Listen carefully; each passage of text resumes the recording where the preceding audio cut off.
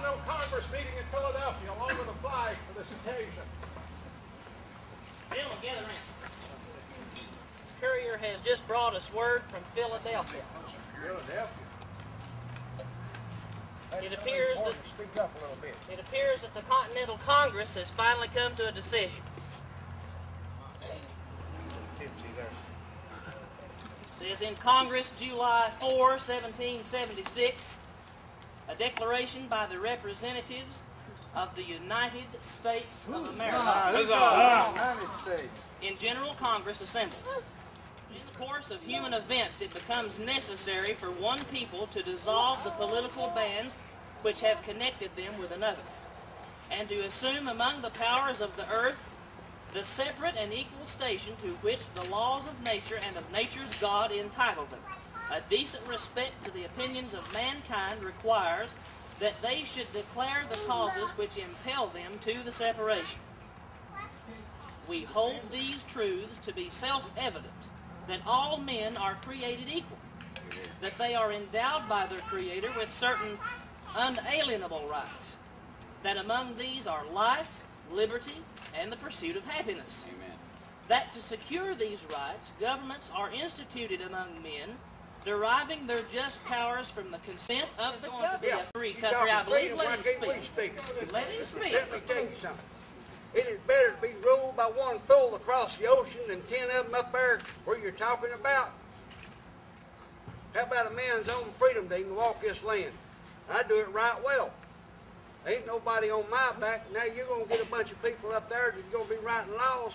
I won't be able to do nothing. Just like what King George done.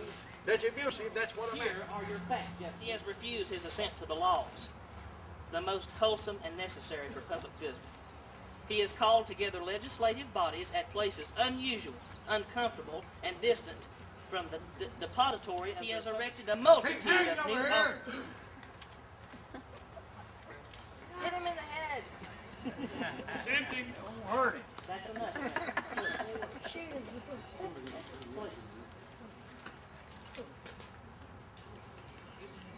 They too have been deaf to the voice of justice and consanguinity.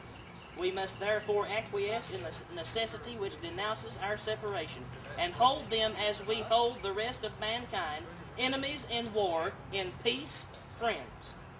We therefore, the representatives of the United States of America, in General Congress, assembled, appealing to the Supreme Judge of the world for the rectitude of our intentions, do in the name and by the authority of the good people of these colonies, so solemnly publish and declare that these united colonies are and of right ought to be free and independent states.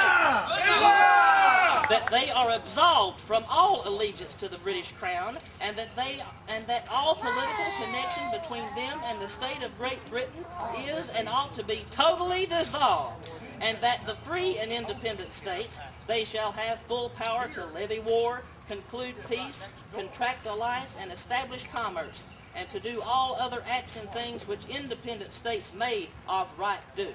And for the support of this declaration, with a firm reliance on the protection of divine providence, we mutually pledge to each other our lives, our fortunes, and our sacred honor. Signed by order and in behalf of the Continental Congress, John Hancock, President. Why did you move across the mountain? Freedom, sir. I'm not talking.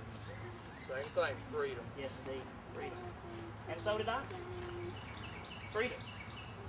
Freedom from taxation without representation. We're represented in Parliament, sir. Oh, my We good are sir. represented. Oh, my good sir. Lord Cornwallis has supported every move the colonies has made against the king for taxation reasons. We have a friend in Lord Cornwallis, gentlemen, we do. Cornwallis is a brilliant soldier. Sir, he is. A brilliant tactician. And he will face us very hard. But he is not a representative of the people who live in these colonies. He represents the people in London, he represents the people in Boston. Did you not hear what the man just said? He represents the people in London, 3,000 miles away. Here in the Watauga Valley. Oh, no, sir, my good sir. Oh. Sir, we have lived in this valley for 4 years now, free and independent of the crown. You have lived here under the crown, sir. free and independent of the Crown, sir. Let me remind you of the Watauga Association. What state is this, sir? Sir, this What state? A simple this question. is the state of North Carolina. sir. All right. You have lived without. What did What is that North flag, Carolina? gentlemen? What is that Who was flag? they Flag under? the king. Gentlemen, Were they not under? now, ladies the and king? gentlemen, that we have that out of the way, thank God.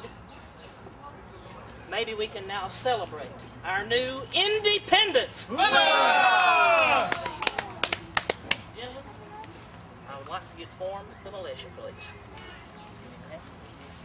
We'll see what this new thing looks like.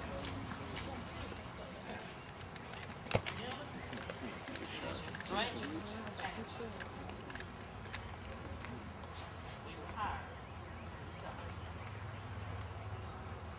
Indeed, those 13 stripes stand for 13 separate colonies.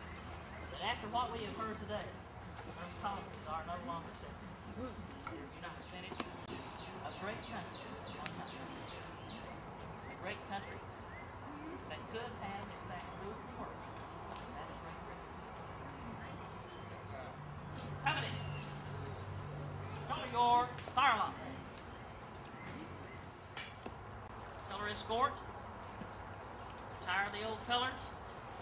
Raise the new.